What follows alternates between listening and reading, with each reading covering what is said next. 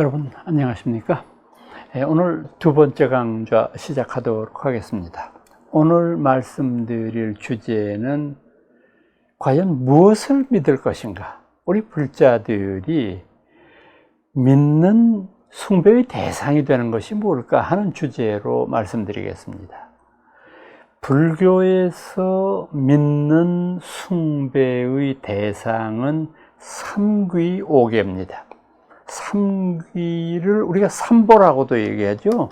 삼보라고 하는 것은 사실은 늘 우리가 쓰는 말이기는 합니다만은 불, 법, 승 이 셋을 가리키는 용어 아닙니까? 그러니까 이제 불법승의 삼보라고 하는 개념을 보았을 때 우선 부처님은 서가모니 부처님을 가리키는 말이기도 하지만은 동시에 이 불의 의미라고 하는 것은 모든 깨달은 분을 가리키는 용어로 쓸 수 있는 거죠. 그러니까 부처님이라고 하는 완벽한 깨달음을 얻은 분이다. 그리고 깨달음을 얻으신 부처님의 입장에서 우리가 다시 한번 생각을 해보면은 부처님이라고 하는 인격은 곧 우리가 어떤 상징을 가질 수 있다고 보느냐 하면은 모든 생명에게 가능한 것. 이게 바로 불교가 가지고 있는 깊은 의미라고 하는 것을 생각해 볼 수 있습니다. 이게 부처님이 가지고 있는 의미이고, 두 번째로가 바로 이제 법이라고 하는 개념이잖아요. 이 법이라고 하는 개념은 사실은 이 법이라고 하는 말 자체가 이 다르마라고 하는 인도 말을 옮겨서 쓴 것이거든요. 뜻으로 번역을 한 것이거든요. 그러니까 불법승 했을 때의 법이라고 하는 것은 다르마, 남마 이제 이런 말을 번역한 것인데, 다르마라고 하는 말은 굉장히 복합적인 의미를 가지고 있는 용어예요. 우선 지금 여기 불법승 삼보의 법이라고 하는 다르마라고 하는 개념은 불교적인 진리라고 하는 의미로 쓰고 있는 거죠. 이 불교적인 진리라고 하는 것이 무엇이냐?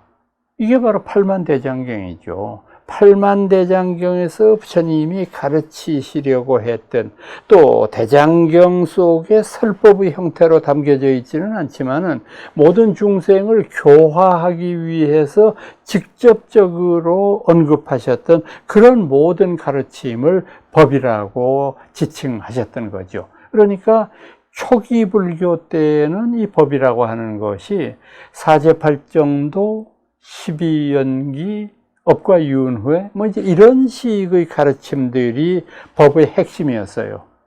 그러나 대승불교가 인도에서 일어나면서부터는 이 법의 핵심 가치가 조금씩 이동을 하기 시작했습니다. 우선 반야불교 같은 데에서는 가장 핵심적인 가치는 반야, 공, 이 세상의 모든 것들을 절대완전의 지혜로 핵심적으로 이해할 수 있는 반야라고 하는 기능, 이 반야의 기능에 의해서 세상을 관찰해 본 결과 이 세상은 영원하지 않다. 영원하지 않지만은 그렇기 때문에 허무한 것이 아니라 영원하지 않기 때문에 지금에게 주어진 우리의 순간의 모든 일들은 전부가 다 중요하고 행복한 일이다. 왜냐하면 우리에게 닥친 지금의 이 순간은 우리들의 삶에서 다시는 반복되지 않는 것이기 때문이다. 이렇게 반야불교에서는 설명합니다. 반면에 유식불교에서는 물론 반야공이라고 하는 입장 충분히 납득이 가지만 지나치게 반야공 이것만을 강조하다가 보면 자신도 느끼지 못하는 사이에 허물론적인 견해에 빠질 수가 있어. 부처님 당시에 아마 실제로 있었던 일인 것 같은데, 부처님이 어느 날 이제 이 세상의 모든 존재의 무상, 무아, 고, 공, 이것에 관해서 이제 설명을 하신 법문이 있었던 모양인데, 그때 이제 좌중에 있었던 어떤 그 한 비구가 부처님한테 질문을 했습니다. 부처님 지금 말씀하신 대로 이 세상의 모든 것은 시간적으로 보면 무상한 것이고, 또 내용적으로 보면 무아, 나라고 부를 만한 것이 아무것도 없습니다. 그렇기 때문에 이 무상하고 무아하기 때문에 현실이 고통스러운 것인데, 이렇게 현실이 고통스러운데 우리가 무엇 때문에 수행해야 됩니까? 수행할 이유가 없잖아요. 수행해도 우리는 고통스러울 것이고, 수행하지 않아도 고통스러울 것이고, 어차피 우리들 삶이라는 건 고통스러운 거 아닐까요? 그러니까 모든 것에서부터 해탈하려고 하는 공이라고 하는 것을 우리가 깊숙이 깨우치는 것이 정말로 불교 공부 제대로 하는 거 아닐까요? 이런 질문을 하신 적이 있어요. 그때 부처님이 이렇게 분명하게 말씀하셨어요. 지금 그대는 모든 것이 공하다고 말하고 있으면서 모든 것이 공하다는 그 생각은 전혀 공하지 않는 듯이 행동하고 있구나. 만약에 모든 것이 공이라고 한다면 공하다는 그대의 생각 또한 공해야 하지 않겠는가? 공도 공이라는 뜻에서 공공 또는 불공 이렇게 얘기를 합니다. 공 아닌 공, 이런 것을 우리가 인식할 수 있어야 되는 거다. 당신은 지금 공이라고 하는 것에 빠져가지고 모든 것이 공이라고 하는 그 헛된 망상에 잡혀 있는 것이다. 나중에 대승불교를 이론적으로 완성시킨 용수보살도 그런 말씀하신 적이 있어요. 부처님은 이 세상에 존재하는 모든 중생들의 헛된 꿈을 깨우쳐 주시기 위해서 무아와 공을 말씀하셨다. 그런데 만약에 이 공이라고 하는 것에 집착하는, 모든 것은 공이니까 나는 수행할 필요 없구나, 이런 잘못된 망상에 빠지게 된다면 이것은 천불이 출세한다고 한들 제도할 수 없으리라. 천분의 부처님이 동시에 나오셔도 제도 못한다. 비유를 들어서 말하면 우리가 만약에 깊은 병이 걸렸을 때에는 약을 써서 그 병을 고칠 수가 있다.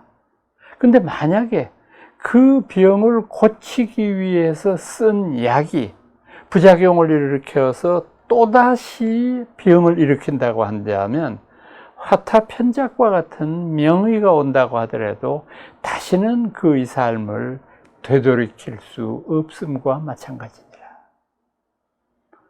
제가 생각하기에는 우리 한국 불교인 가운데에서 공병에 걸린 환자들이 제법 있어요.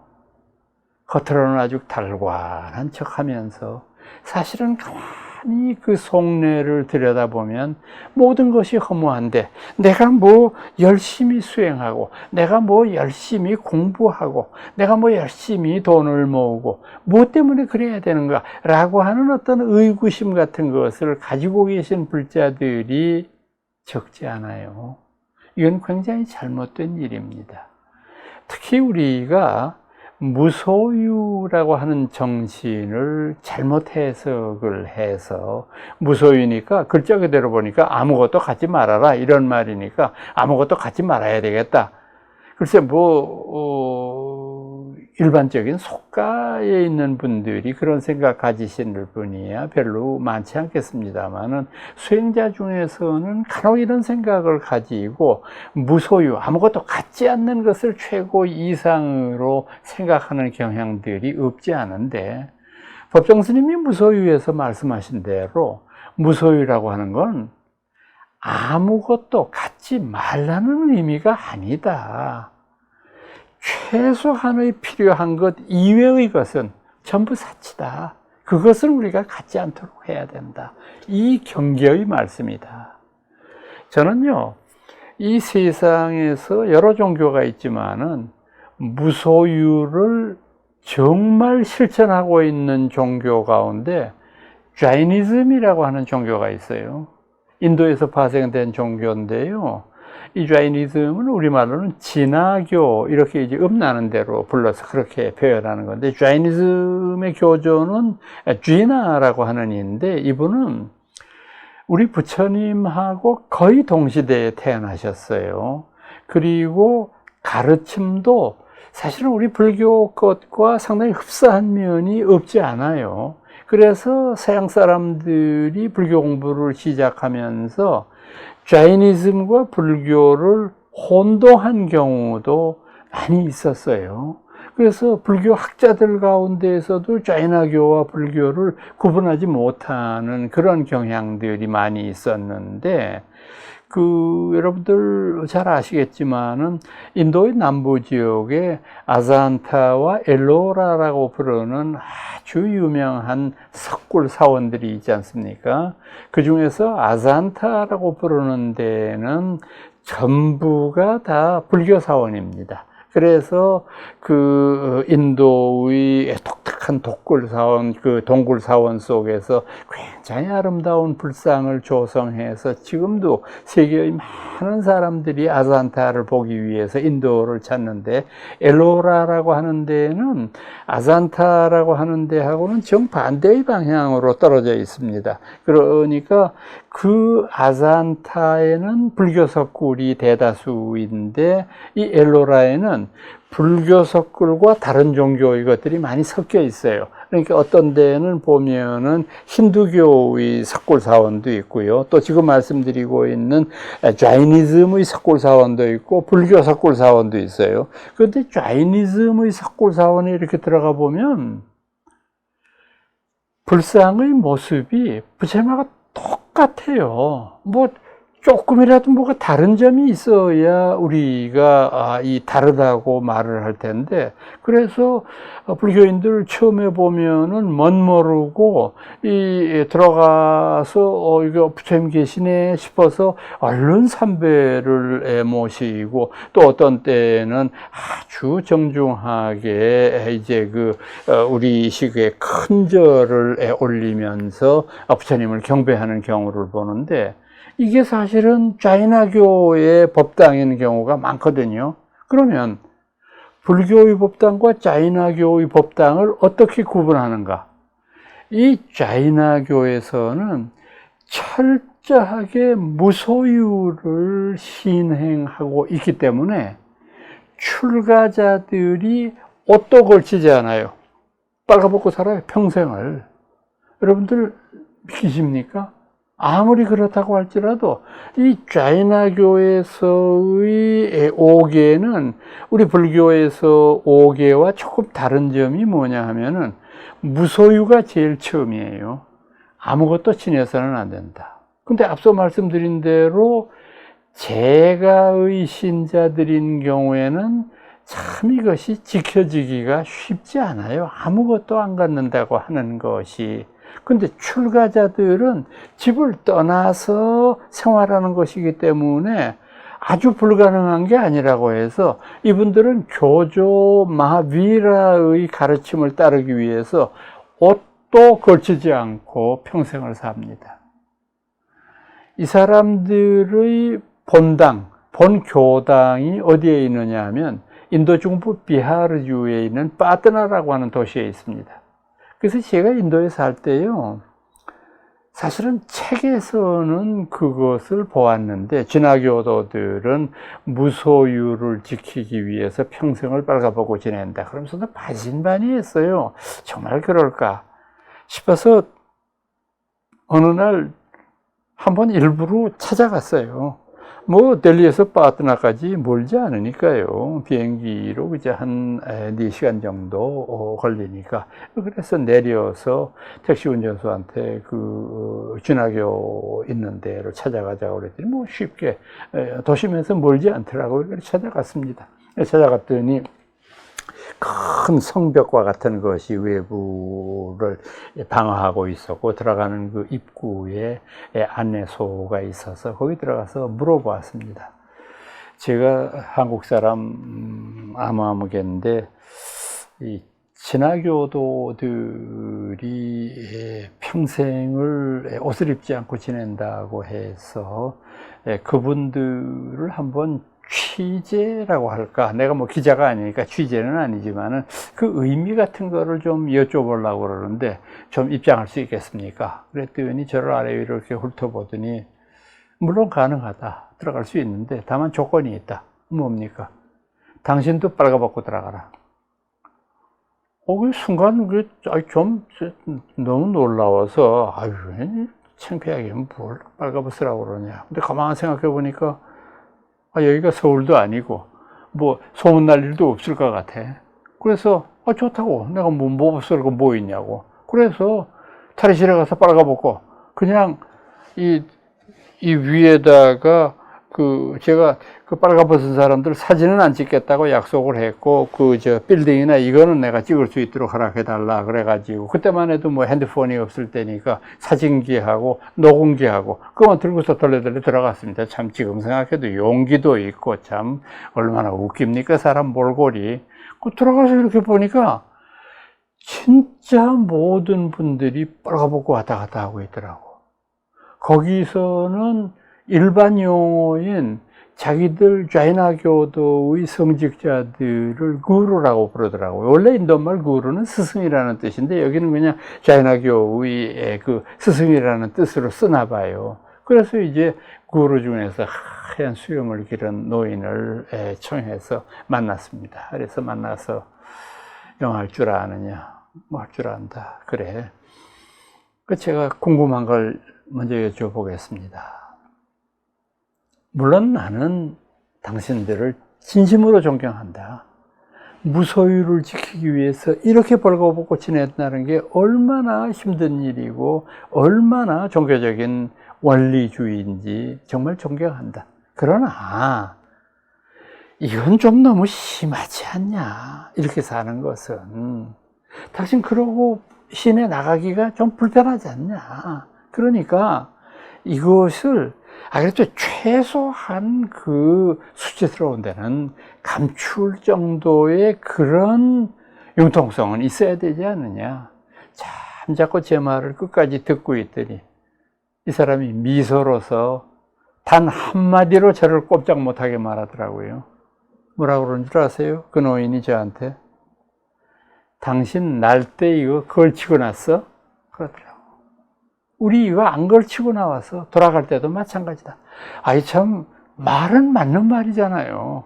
우리가 늘 공수래 공수고 빈손으로 왔다 빈손으로 갔다 그러지만 그 사람들은 진짜 빈손으로 사는 사람들이더라고요. 그러니까 이게 지금 말씀드린 대로 제 눈으로 직접 목격을 한 종교니까 이 좌이나교처럼 무소유를 철저히 지키려고 하는 사람이 어디 있겠습니까? 자, 그런데 출가자들은 그렇다 손 치십시다. 무소유를 그렇게 지킨다고 치십시다. 근데 제가의 마하비라를 믿는 진화교도들은 어떻게 하면 좋습니까? 제가 인도에 살 때 저희 집 주인도 이 진화교도였어요. 그래서 그 사람하고 가끔 제가 오래 그 집에 살았으니까 나중엔 친해져가지고 같이 밥도 이제 나누어 먹고 늘 심심하면은 이제 차를 끓여서 같이 나눠 먹기도 하고 또 인도집이라고 하는 게 완전히 전세는 올 수 있도록 이렇게 가운데 단만 하나 두고서는 쪽문으로 그냥 통할 수 있는 그런 집의 형태거든요. 인도 사람들도 저 같은 외국 사람한테 집 세주는 걸 참 좋아해요. 띄어먹을 일도 없고 그래서 그런지는 몰라도 인도 사람하고 그런 얘기도 많이 하고 이제 신화교도들 얘기도 많이 하고 그랬는데 그것도 제가 직접 목격한 건데 어느 날 그 주인집에 놀러 가서 이렇게 보니까 큰 양동이 같은 데다가 펄펄 끓는 물을 여기다 올려놓고 그 물을 뭐에다 쓸 건가 아무리 생각해도 잘 모르겠어. 그래서 주인 아줌마한테 물어봤어요. 아줌마 저 물 어디다 쓰는 겁니까? 왜 아까부터 보니까 저기 있는데요. 웃으면서 그 물 식히는 거예요. 왜요? 멀쩡한 물을 식혀서 뭐에다 쓰시게요? 이거를 펄펄 끓는 물을 하수도에 붓게 되면 거기에 미물들도 죽을 우려가 있잖아요. 뭐 바퀴벌레라든지 뭐 거미라든지 이런 것들도 우리는 해쳐서는 안 된다고 배웠습니다. 그래서 그걸 지키려고 물을 식혀서 버리는 겁니다. 아, 참 놀랄 일이에요. 그러니까 제가의 신도들은 빨가벗지는 않습니다. 저희들처럼 옷은 입고 다니는데 그분들은 어떻게 살면 좋겠습니까? 우선 이 진화교도들은 직업을 선택할 길이 없잖아요. 업은 안 될 거 아닙니까? 물고기 잡는 거니까. 살생하는 건데 되겠어요? 그 다음에 농업도 안 돼요. 왜 안 될까요? 땅을 파다가 곡괭이로 지렁이나 무슨 이런 벌레들을 죽이는 수가 있잖아요. 그러니까 그것도 안 돼요. 그러니까 직업을 선택할 길이 없어요. 유일하게 2400년 동안 이 진화교도들이 선택할 수 있는 직업은 상업밖에 없어요. 공업을 통해서 기계를 만들어서 판다든지 또는 포목 같은 것을 사다 수입을 해다가 그것을 판다든지 일단 상업밖에는 할 게 없어요. 지금도 인도에서 이 진화교도들이 제일 많이 선택한 직업 가운데 하나가 운수업이 있어요. 그러니까 큰 화물차를 운전하든지 아니면은 시내에서 택시를 운전하든지, 인도 사람들 택시라고 그러는 것은 우리가 산바리차라는 거 있잖아요. 스쿠터라고 얘기하는 거. 그런 것도 택시라고 얘기하고, 차 형태의 택시는 아주 고급 차에 속하는 거니까요. 그래서 이제 그런 일을 하는데 참 여기서 아이러니컬한 일이 생깁니다. 왜냐하면 너무나 오랫동안 상업에 종사하고 그뿐만 아니라 상업에 종사하면서도 이 사람들이 끝없이 정직하고 또 남에게 신세지지 않고 열심히 상업을 해왔기 때문에 이 인도 사람들한테는 자이나교도라고 그러면 보증수표예요. 이 사람들 거짓말 안 하는 사람들이다. 산목숨도 안 죽이려고 그러는 사람들인데 이렇게 생각하기 때문에 여러분들 아시는 대로 영국이 인도를 200년 지배했잖아요. 그래서 어느 나라나 그 식민 지배하는 세력은 마찬가지입니다. 제일 먼저 들어와 가지고 동인도 회사라고 하는 것을 세워 가지고 인도 전역에 있는 토지를 수용하기 시작했어요. 그래서 토지를 수용하고 인도인들의 경제를 장악하는 일을 제일 먼저 식민 정책으로 시행을 하는데 벽에 부딪힌 게 뭐였느냐 하면 그 당시 인도 종교인들의 분포도가 힌두교도가 60%가 넘고요. 그 다음에 나머지 10% 중에서 뭐 기독교도 있고 무슬림도 있고 불교도 있고 여러의 종교들이 있는 가운데 1%도 채 안 되는 0.5%의 자이나 교도들이 있었는데 이 자이나 교도들이 인도 상권의 절반을 장악하고 있는 거예요. 이 사람들을 천하의 어떤 그 도적질을 하는 사람들이라고 할지라도 무조건 그 사람들을 불러다가 죽이고 땅과 돈을 다 뺏을 수는 없거든요. 그러니까 제일 중대했던 일이 뭐냐면 과연 인도를 지배하는 데 있어서 이 자이나 교도들을 어떻게 회유하느냐, 이들에게 어떻게 인도 발전을 시킨다는 약속을 하고 지킬 것이냐, 이것을 고민을 했던 거예요. 이거 재밌지 않아요? 종교사회학에서 한번 다뤄볼 만한 일이에요. 종교윤리가 아무것도 아닌 것 같은데 이 종교윤리가 지금 여러분들 보시는 대로 이와 같은 결과를 낳을 수도 있는 것입니다. 세 번째 마지막이 쌍가라고 하는 거죠. 쌍가라고 하는 인도말의 뜻은 뭐냐 하면은 화합중이라고 하는 뜻이에요. 화합하는 집단, 그런 뜻에서 쌍가라고 얘기하고, 다 잘 아시는 대로 출가한 남자 스님을 비구, 여자 스님을 비구니, 남자의 속가 있는 분을 우바세, 여성을 우바이, 이렇게 불러서 사부중이라고 부르고, 간혹 가다가 연령별로 18살 미만인 사람까지를 넣어가지고 7부중 혹은 8부중 이렇게 부르지만은 근본이 되는 건 이 4부중이죠. 자, 이 삼귀를 믿는 것이 우리들 믿음의 대상이 되고, 그 다음에는 뭐냐 하면은 오계입니다.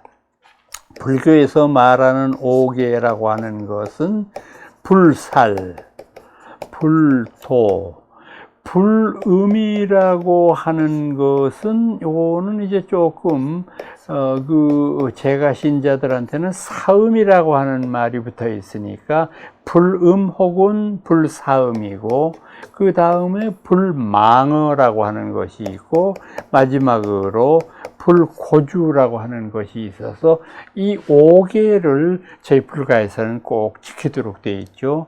불살생, 조금 전에 제가 지난 강좌 시간에도 말씀을 드렸던 대로 산목숨을 해치지 말아라. 산목숨이라고 하는 것은 인간뿐 아니라 모든 생명 있는 것들을 없애는 거지 말라고 하는 것이다. 그래서 살생을 금한다는 의미가 되고, 두 번째, 도적질하지 마라. 이거는 뭐 현행법에서도 도적질하는 것은 굉장히 그 폐악으로 간주되는 것인데, 하물며 종교인으로서 이런 일을 해서는 안 되죠. 세 번째의 불음 혹은 불사음이라고 하는 것은 출가자에게는 불음이지만 재가자에게는 불사음이라고 해서 부부관계의 정당한 관련은 이해를 하고 인정을 하지만은 부부관계 이외의 다른 이성을 가까이 하는 일은 잘못된 행위다, 이렇게 가르치는 것인데, 여러분들 혹시 그 통계 보셨어요? 우리나라가 OECD 국가 가운데에서 가장 이혼율이 높은 나라 아닙니까? 그 중에서도 30대 또는 결혼한 지 3년 이내에 이혼하는 확률이 제일 높은 나라가 우리나라이기도 해요. 참 이것은 뭐라고 설명을 해야 될런지 잘 모를 일인데, 이 이혼 사유 가운데 1등을 차지하는 것, 1위를 차지하는 것은 뭐냐 하면 배우자의 불륜 행위입니다. 배우자가 지금의 자기 아내, 지금의 자기 남편, 그런 관계 이외의 다른 이성과의 관계를 유지했을 때 이 결혼은 유지될 수가 없는 것이 자명한 이치죠.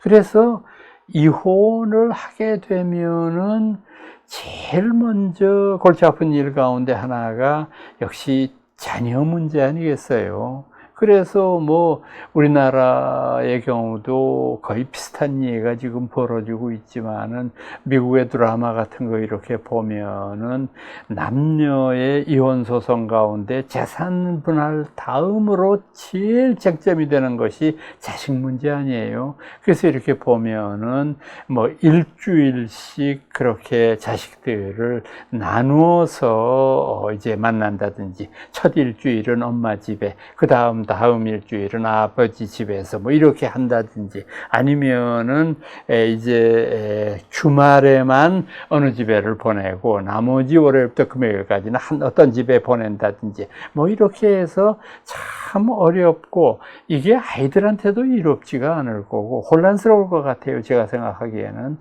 그래서 언젠가 제가 한번 영국의 이 드라마를 한번 본 적이 있는데, 그 영국의 드라마의 제목이 뭐였느냐 하면 Yours, Mine, Ours 였어요. 우리말로 하면 네 새끼, 내 새끼, 우리 새끼, 이런 말이 되는 거예요. 그러니까 이거는 이혼하고 다시 다른 짝을 만난 그 가정의 얘기를 그린 건데, 지금 이게 우리나라도 현실이 되어가고 있는 것이 안타깝습니다.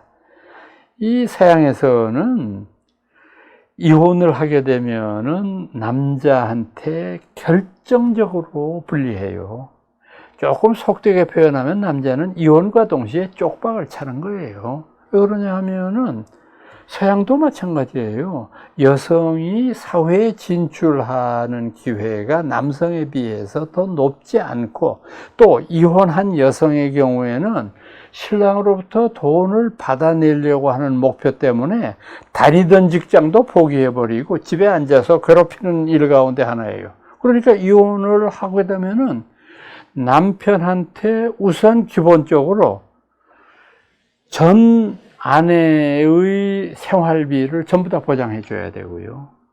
그 다음에 그 아이가 장성해서 대학 갈 때 대학 등록금 다 내줘야 되고요. 그 아이가 직장에 들어갈 때까지 그 아이의 용돈까지 다 보태야 돼요. 그러니까 이게 재벌이 아닌 다음에는 감당하기가 어려운 일이에요. 그래서 참 고통스러운 그런 이혼 이후의 삶을 사는데, 제가 말씀드린 시트콤 이 영화는 뭐였느냐 하면은, 자, 이제 남편이 이혼을 했습니다. 그리고 제가 아이를 하나 가진 채 이제 둘이 혼자 생활을 하다가 다시 짝을 만났습니다. 그래서 그 짝과 다시 인연을 맺었는데, 제가 데리고 있는 애 하나, 그 다음에 제 아내가 저한테 시집 왔지만은 그 사람도 또 애를 하나 데리고 있으니까 저는 두 애가 제 슬하에 있게 된 셈이었죠. 그렇게 해서 둘이 살다가 조금 있다가 둘 사이에 또 우리 둘이 낳은 아이가 하나 생기게 됐어요. 근데 이제 이 사람 심리라는 게 참 묘해가지고요. 이게 밖에 나갔다 들어와가지고 이렇게 제 아내가 밥해서 아이들 먹이는 걸 이렇게 보면은, 내가 그렇게 봐서 그런지 모르겠는데 지 새끼를 제일 많이 주고 제일 맛있는 거를 주고 내 아이한테는 조금 주는 것 같은 그런 인상이 들어요. 그 다음에 자기의 자식과 내 자식은 제일 마지막에 낳은 막내보다 나중이니까 훨씬 크잖아요. 나중에 보니까 이 두 큰 놈들이 작당을 해가지고 막내를 괴롭혀요. 때리기도 하고 뭐 이렇게 꼬집기도 하고 뭐 이러니까, 그때 되니까 또 속상해. 똑같은 자기 자식이지만은 큰 것들이 애를 괴롭히니까 그게 속상해요. 그래서 하루하루에 이 세 자매가 펼치는 일과 부부간의 그 미묘한 감정의 에스컬레이팅을 섬세하게 묘사한 그런 시트콤이었는데, 뭐 정말 저런 날이 있구나 했는데, 이제는 우리나라도 비슷하게 된 것 같아서 참 속이 쓰립니다. 불망언은 망령된 말, 여기에 포함된 말이 많아요. 망령된 말 속에 악구, 악담하고 욕주거리 하는 거, 양설, 이간질 시키는 말 하는 거, 기어, 비단같이 번지르르 한 말, 남 속이는 말 하는 거, 이거 전부 다 해서는 안 되는 일이다. 마지막이 불고주, 술을 마시거나 팔거나 하는데 이걸 절대 해서는 안 되는 것이다. 그런데 이것은요, 사실은 전문적으로만 보면은 원문이 어떻게 되어 있느냐 하면은, 이성을 마비시키는 도취물에서부터 멀리하라. 그러니까 물론 술도 많이 마시게 되면 이성을 마비시키기는 하지만은 이것이 술을 가리키는 용어는 아닌 것 같아요. 구체적으로는 부처님 말씀하신 적은 없었지만 저는 아편이라고 생각을 합니다.